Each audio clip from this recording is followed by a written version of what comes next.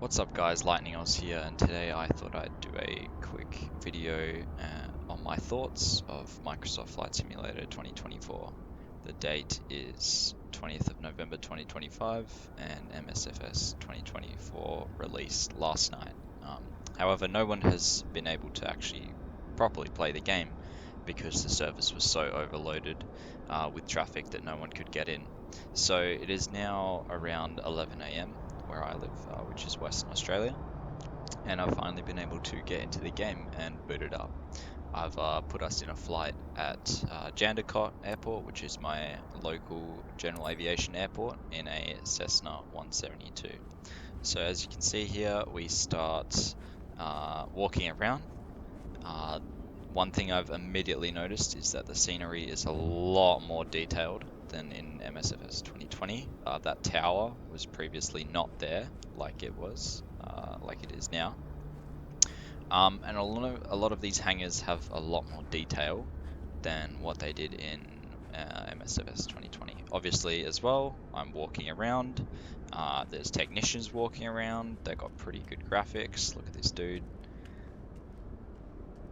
He's giving me the stare of death, but he does look pretty detailed, to be honest. My PC is a AMD Ryzen 5 5600X CPU, which is sort of mid-range, but it is overclocked, and a NVIDIA GeForce RTX 3060 Ti. I'm running the game on high settings, so it should look pretty good. There might be a little bit of frame drops here and there because it is probably going to be quite a hard game to run, but I'm just running it at high graphics to give you guys the best possible audio. As we can see, there's quite a lot of ambient noise going on. I've left the markers on just so, normally I don't have them on because I'm a proper flight simmer, markers off, realism on. But yeah, we're going to do our walk around and remove these pins. I'm not sure how to actually, what button it is. Right, so I figured that out. You had to actually click on the screen to bring up the cursor, which allows you to interact with things on the aircraft. So we're going to take off the pitot covers and other things to remove before flight. They should all be labeled with something that's saying remove before flight, so you know to do that. Let's go around and do the walk around, check the ailerons. Yep, right aileron good. Right flap, good. Rudder, good. Aileron, working. Right flap. Yep, good. All fully checks. Yeah, should be able to do it. So make sure. That's right, good. That's good. That's right, just hold on. It's the same. So the tires, new pressure, that's right, good as well. Yep, right, that's all basically done. And jump in the plane.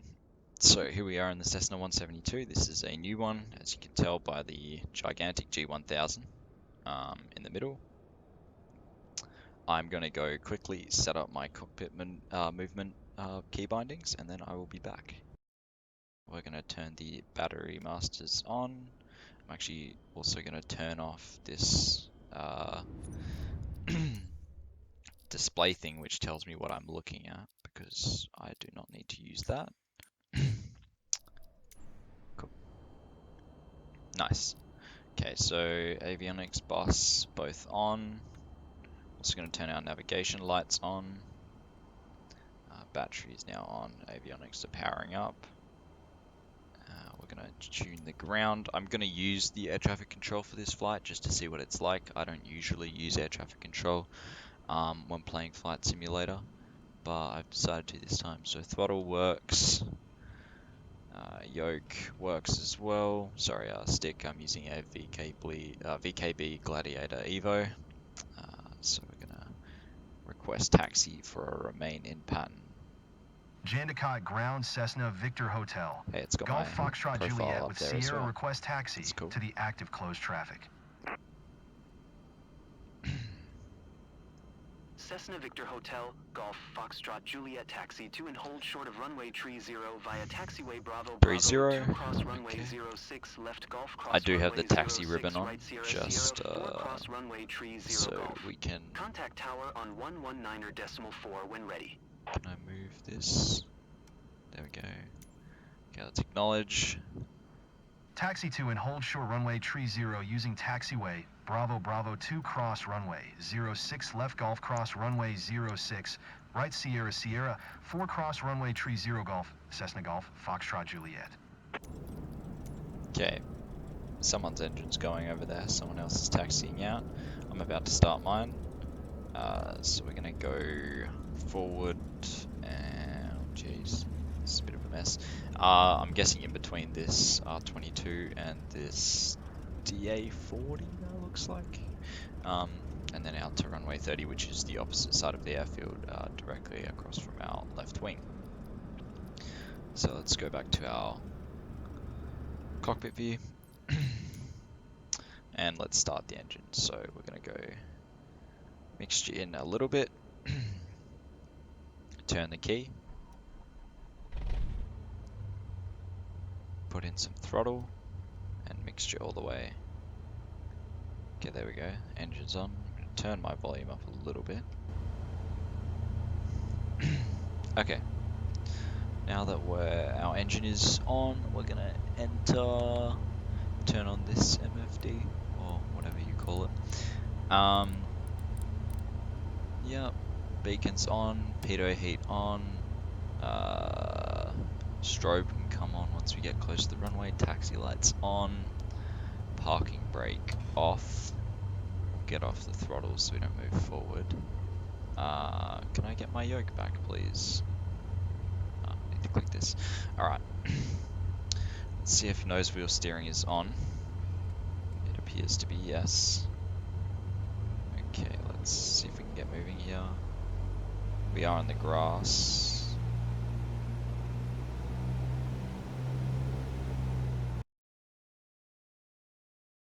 2 hours later. Ah, I know why. Silly me.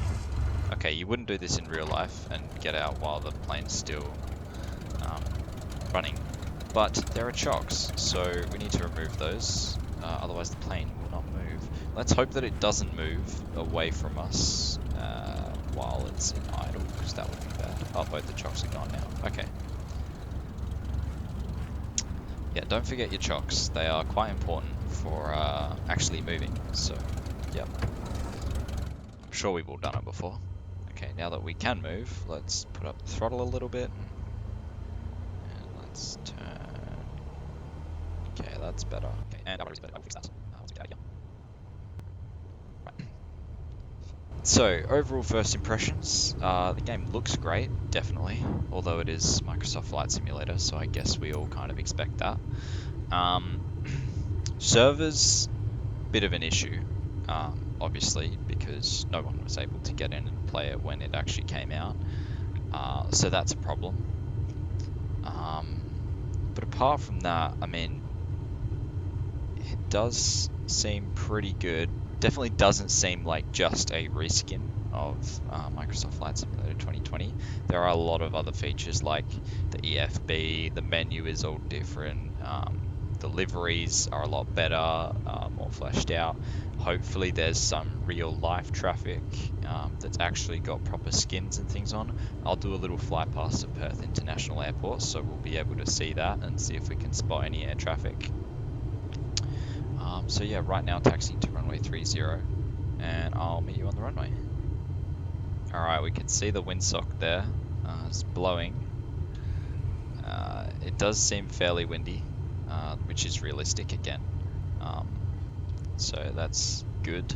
The other thing I have been wondering is whether they have updated the flight models and made them feel a little bit more realistic, in that the old MSFS 2020 flight models were quite, they felt very light. The aircraft didn't feel like they had much weight to them, and especially on the ground, they felt very glued to the ground, and it just didn't feel right. The physics were definitely lacking in terms of like competitors like X-Plane. The physics difference was night and day in the default aircraft. I am aware that some third-party add-ons did fix the issues with handling with their own external flight models. However, I don't really think you should have to buy add-on planes for a game that costs $110. I feel like the default plane should be up to a decent standard anyway when the game costs that much. Alright, coming up to the runway, we're going to turn our landing lights on and our strobe on. We're going to check right, check left. Yeah, there's nothing there. Get on the runway. Our flaps have been already set. Pitot heat on. That's checklist complete. Alright, let's throttle up.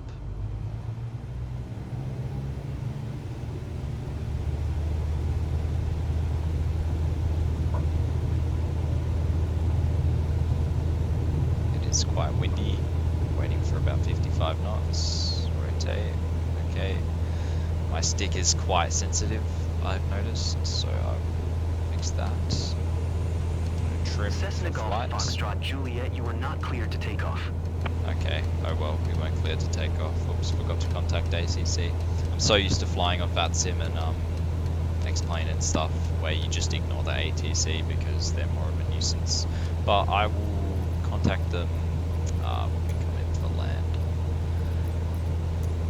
See how they go with the landing approaches, because that was their biggest weak thing, I would say, from the previous game in 2020. They were very bad at getting you on approach correctly. So yeah, we'll see that.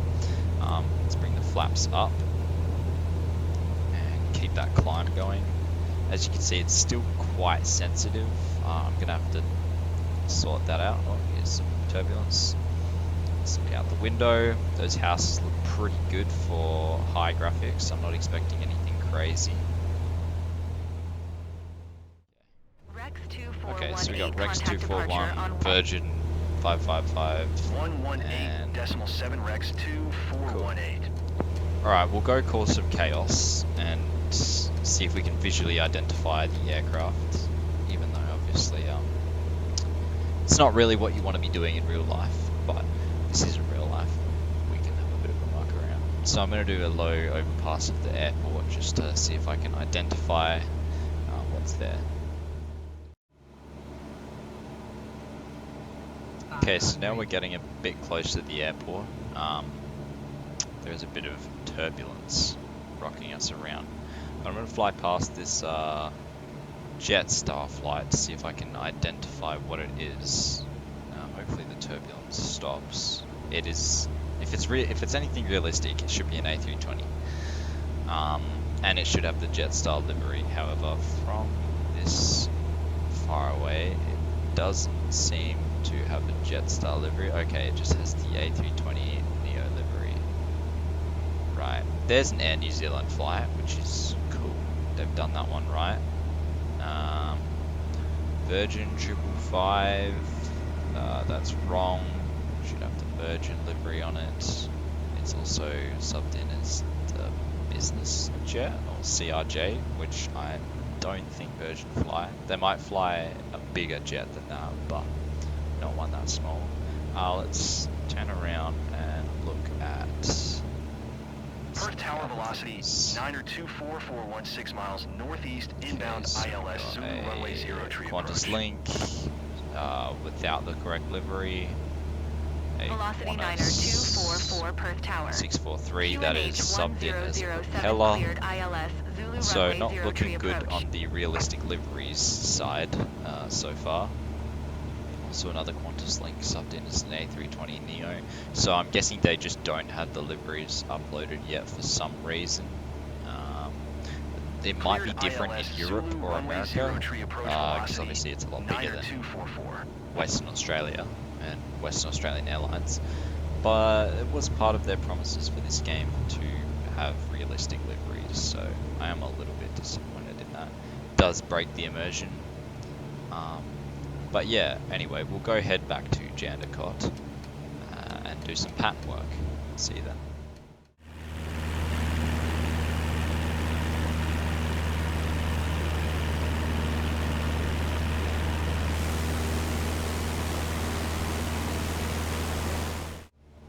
Okay, as you can see, it's still very bumpy over trees and bushland. So the turbulence doesn't seem to be toned down. I don't quite think it's this bumpy in real life, even though the weather isn't great. This is incredibly bumpy. You'll see as I come into approach. approach, it'll probably get worse. But we've just been cleared for the left traffic into runway 30, which is that one right there. We're going to try to stay below 1,000 feet to stay in the pattern.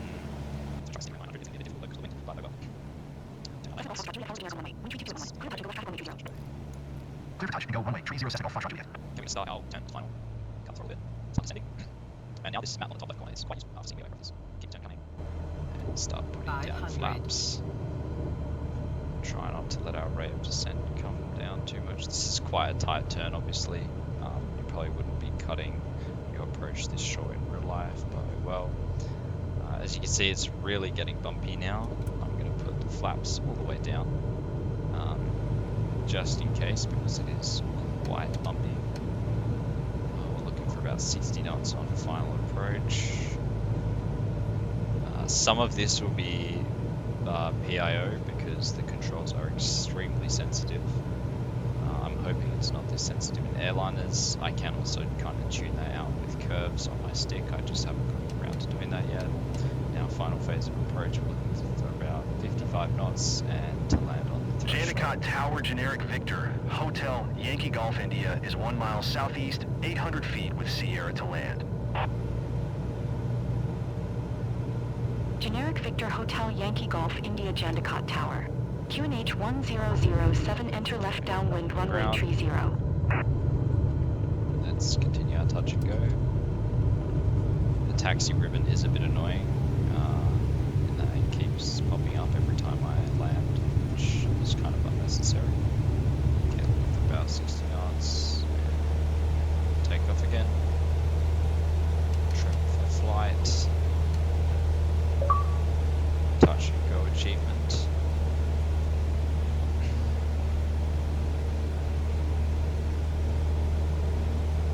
Continue on runway heading. Generic Yankee Golf India acknowledge last transmission.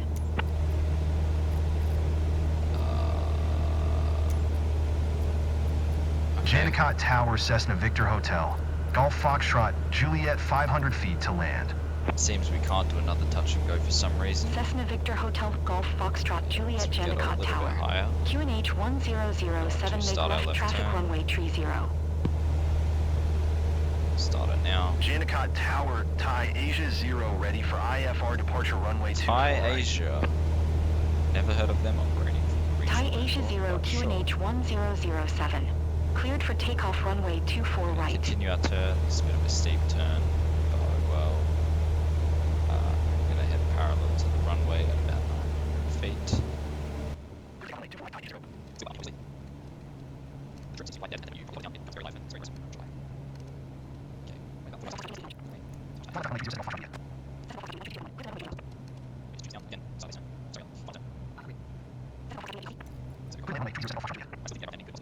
The aircraft feels very sensitive and gets bucked around a lot by weather, particularly turbulence, obviously, as you can see, which does make it quite annoying to try fly approaches over trees like this, because I'm not sure if it's quite this bad. From my experience, it's never quite this bumpy. Thai Asia 0 contact departure on 118.7. Yeah, I think Good the day. flight handling of GA aircraft could probably use a little bit of work. Alright, now we're coming into our final approach over those last trees. Flaps full. 118.7 for Thai Asia Down 0. to compensate. And into the threshold. Okay, nice and stable. You see how once we get over flat ground, the turbulence just completely disappears. So, okay. Keep reducing throttle. And idle. Nice. Make sure we keep the wing down. Wind. Cessna Golf Foxtrot Juliet, turn next taxiway. Okay, they're telling us to turn at this taxiway, so I will. Taxi ribbon is still on. Although I don't know where it's taking us. Cessna Golf Foxtrot Juliet contact ground on 124.3. Okay, so we're coming into our taxi spot now. Oh, sorry, our parking spot. It's got actual person here. Side glitch. Okay. Let's see if it shows them on our screen. No, it doesn't, unfortunately. Alright, anyway, let's set the parking brake. We can turn the engine off now by just the mixture away and turn the key to the off position. Also, dismiss the warning and turn off our lights and pitot heat and the fuel pump and the avionics. Now, final verdict. I will give this solid rating of, I reckon, 7.5 out of 10 or 8. 7 or 8, depending on who you are playing the game. If it's someone that's heavily focused on realism and is coming from a sim like X-Plane, my standards are quite high in terms of flight control and flight dynamics. So I give it a 7.5 because it is still, I feel like a lot of the issues from Microsoft Flight Simulator 2020, especially in the handling department, are kind of still there, especially in light aircraft. So that does bring it down a bit. Plus, it is very hard to run. I have DLSS going fully, and it is still quite choppy at times. Although it is MSFS 2024, so what do you expect? I guess that's part of the expectation when buying this game. The traffic also is a little bit of a letdown at my local airport. In terms of the international airport, the airliners don't all have correct liveries, which is something they did promise. Maybe it will come in the future, I'm not sure, but as of right now, that's a bit of a letdown. In terms of the good, obviously the graphics are insanely good. So there's that. And the UI looks very fresh and new. They've added useful things like this map up here.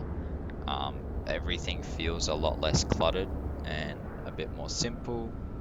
And I haven't surprisingly crashed once, so that's good. Okay, so that'll sum up my... Generic Victor Hotel Delta I'm Yankee getting Delta interrupted taxi by to the general ATC aviation here. parking using taxiway Charlie Cross runway 24 right Bravo 6 Bravo. Let's turn him off. Alright, so that'll do my initial review of MSFS 2024.